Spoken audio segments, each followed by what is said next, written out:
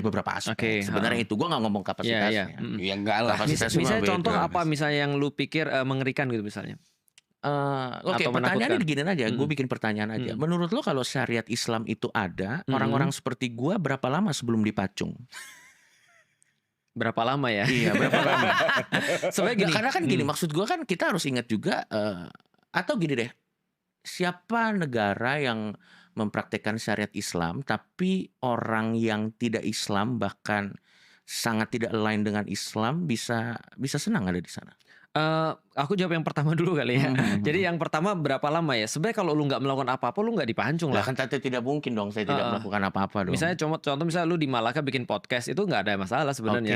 Oke, Kecuali kalau oke. misalnya lu makar misalnya. Oke. Lu pimpin pasukan misalnya, lalu kemudian Oke. ya sama kayak di negara ini juga sih, siapapun Ya, yang melakukan ya, hal yang ya, sama pasti kena pancung juga kan. Ya, Artinya ya.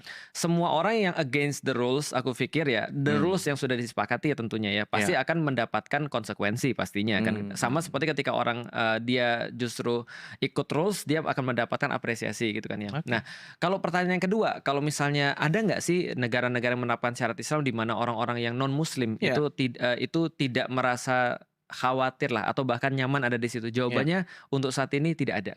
Jadi kalau kita melihat pada fakta yang sekarang nggak ada, tapi kalau kita lihat pada masa lalu tentunya